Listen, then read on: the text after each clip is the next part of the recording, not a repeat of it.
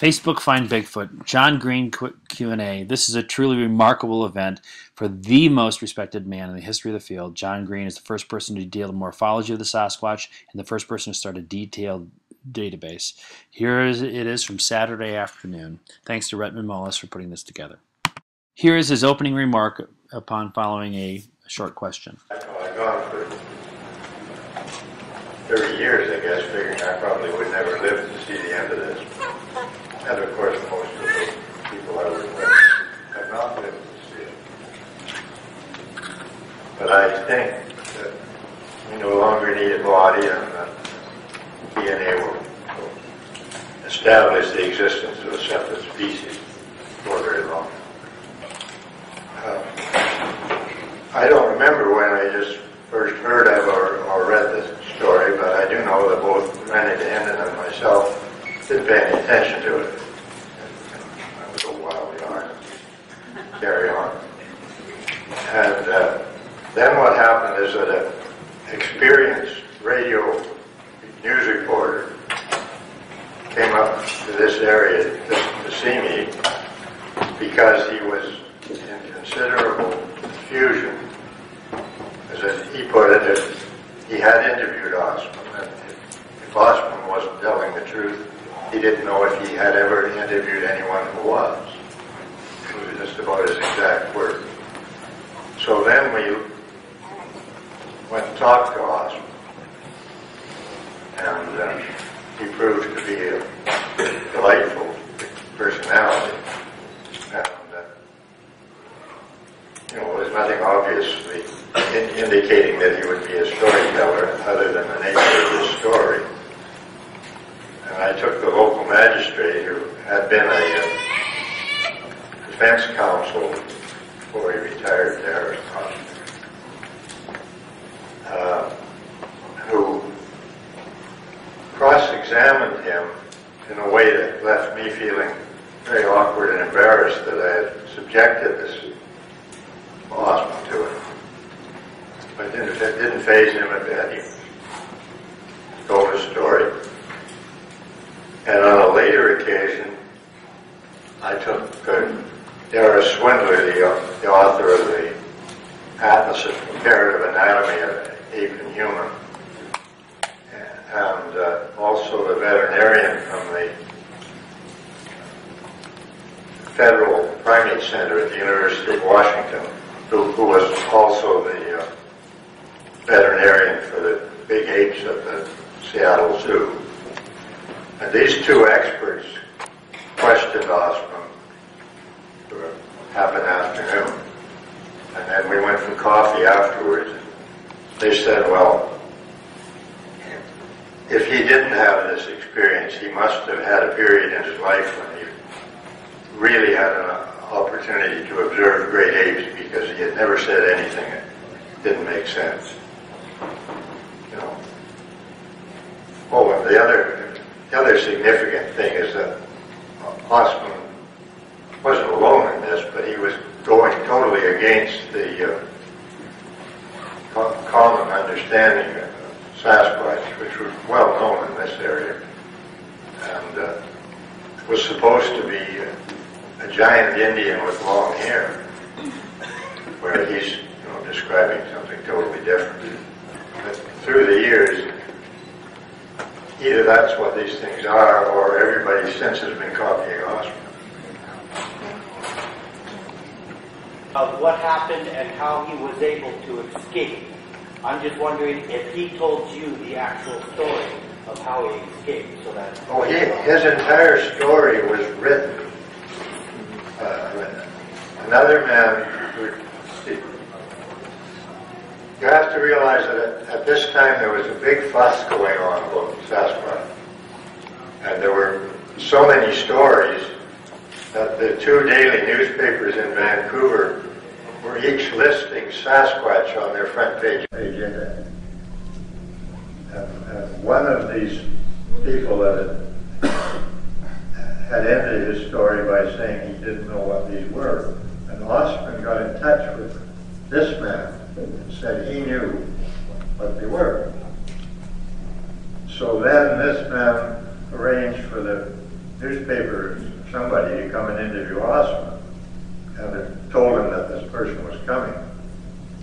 So Osman sat down and tried to reconstruct everything he could remember, and wrote it all out in a book. So that's where the story you read comes from.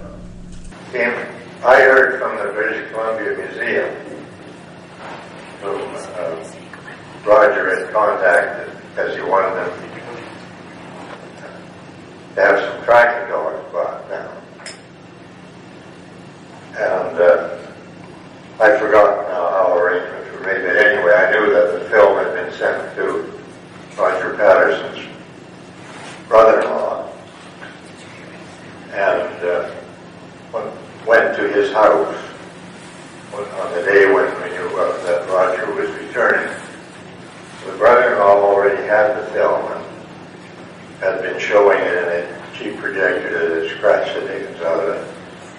And he didn't show it to us.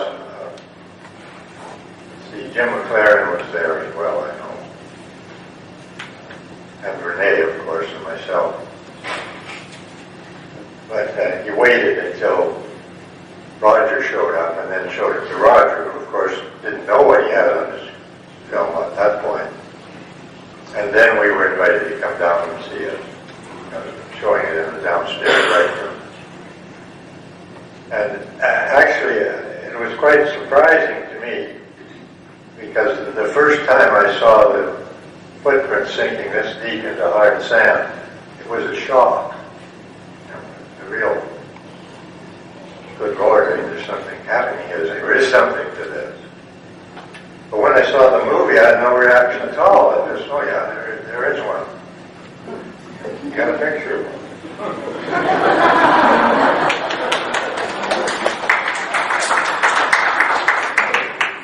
And later on, we expected that, we knew he had some footprint casts. And Renee and I had just been down in California 6 weeks before and come back with casts of what we call the 15-inch print and the 13-inch print. And we naturally expected that what he would show us would be, which one's it going to be? And my friend, Dr. Melbourne, notwithstanding, it wasn't either of them. It was a print we'd never seen, and we'd seen a lot of prints of the 15, and on that one occasion, a great many prints of the 13 also.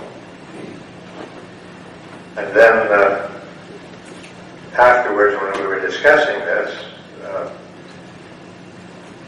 there was this little yellow Kodak box, I think you probably all remember. It was just sitting there on the table. And Renee had one with some of his film in it, and I wondered ever since why he didn't just switch them. The William Rowe story. I never met William Rowe because he moved away very shortly after. But when I was mistakenly had the idea that sworn statements would help in getting scientists to pay some attention to this, I wrote to him, and he went to the trouble of going to an official in Edmonton and having his story sworn to. And he also had his daughter draw the picture that I think most of you must have seen in a book somewhere, sent that to me. But I never met him, never spoke to him. I did, on a later occasion when I was traveling across Canada selling my books, encountered in 2 different cities, 2 different scientists that I went to see who said that they had regularly corresponded with William Rowe about buffalo and that he was an excellent observer of wildlife. So, but as I say, I have nothing personal to recall. Oh, somebody had their hand up when they're just adjusting their camera.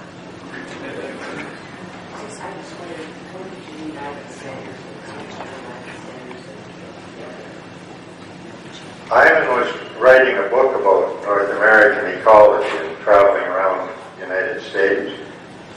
somebody sent him a clipping on a magazine article based on what I'd been doing, as a result of which he took a side trip to Willow Creek to talk about the Bigfoot prints.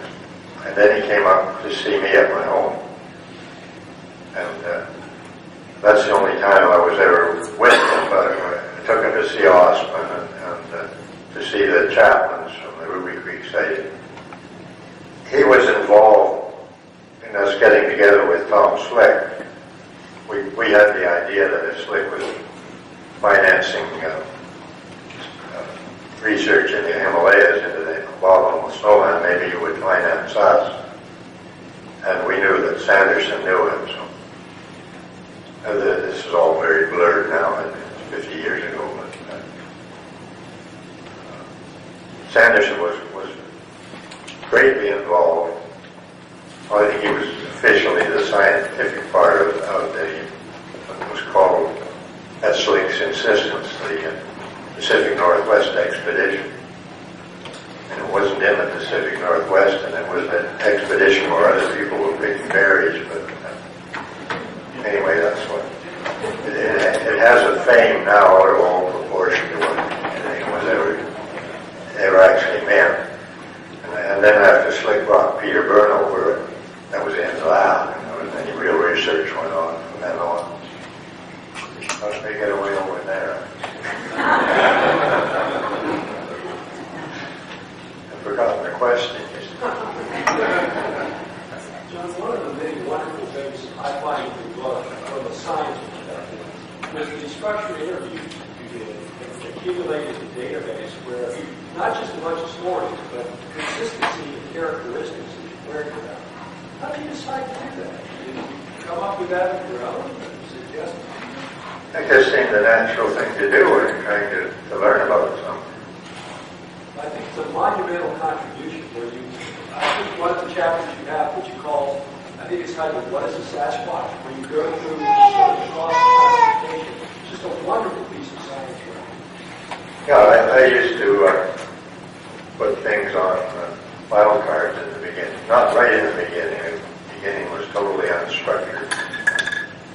Gradually, I was making file cards for each incident I knew about them and saving them loosely. Minor any detail that I had. Then I started putting things on maps and markers on the maps weren't just pins. They had number, size, time of day, a lot of stuff you could get. If you had the key to it, you could read out the map.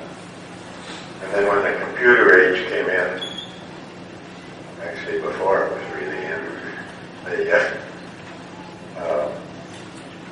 outfit called American National Enterprises wanted to get a Sasquatch movie of their own. I think they've been negotiating with Roger and like his price, and wanted to do a computer survey, so I handled that for them, got a lot of other people involved. So then we had the stuff in the computer. And after we had several hundred reports, down on punch cards, and I don't know what happened after that. I do know that when we went to the University of BC, where they were recording this on the mainframe, somebody had to run down to the basement and get a big tape and put it up somewhere on the computer. And it only took us an hour or two to realize that we didn't have enough information to use to anybody. There'd be a couple of hundred questions on a form of 10 answers. And, wow. Yes? Joe, what was your most exciting thing that happened to you in your years of Sasquatch? Is there anything that really stands out that you really enjoyed or had the most excitement with? Yeah. I was trying to get down to Bluff Creek from Cedar Hill Camp Road, which is on the opposite side from where the regular road is. I was driving an old Ford station wagon on an abandoned road, and I went around the right angle corner and came up upon a log about this thick right across the road. And it was the middle of the night. and I had an old part of a logger saw this long in my car, and I had to get out there in the dark. Woods behind me where all the Sasquatches were. I saw that.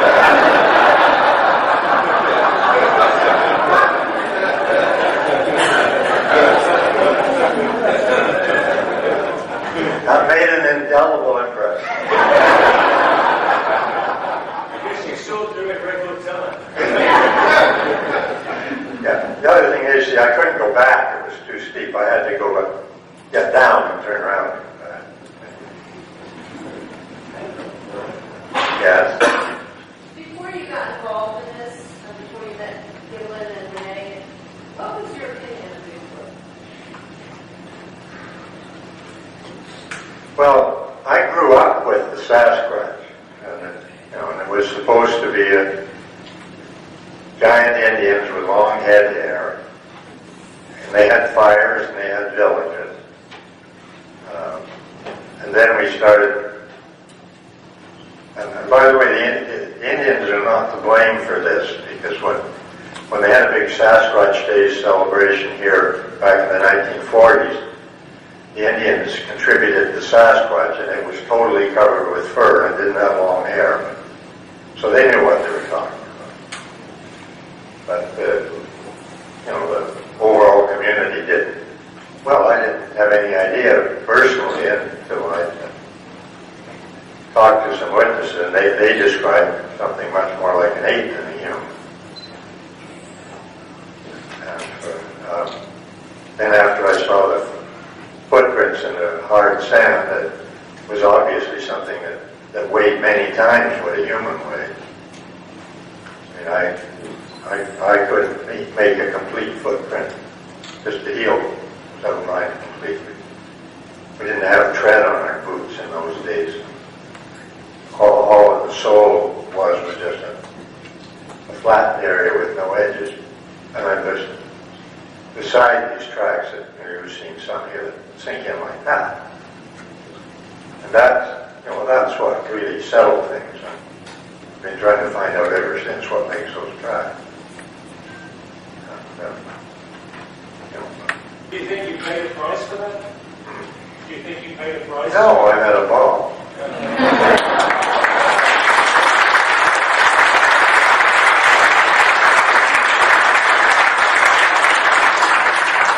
Maybe the luckiest thing that ever happened to me is that when I first went down to California and saw footprints, my wife was with me. She's gone along with all this nonsense. She's been in it from the beginning and had seen footprints for herself. That's quite an interesting incident. That we were taken to the Bluff Creek site on the road where there was supposed to be a nice fresh set of tracks. But the logger we were following got there ahead of us and came back to when we finally arrived and said, sorry, they backbladed them all this morning. So oh yeah, sure. And then he said, but look around, you'll find some.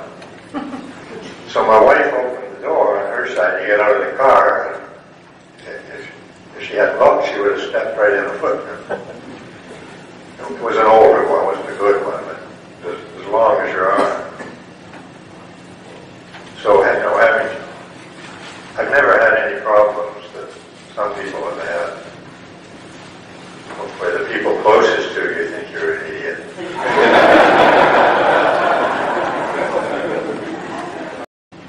Here are these tracks in this hard sand. The impact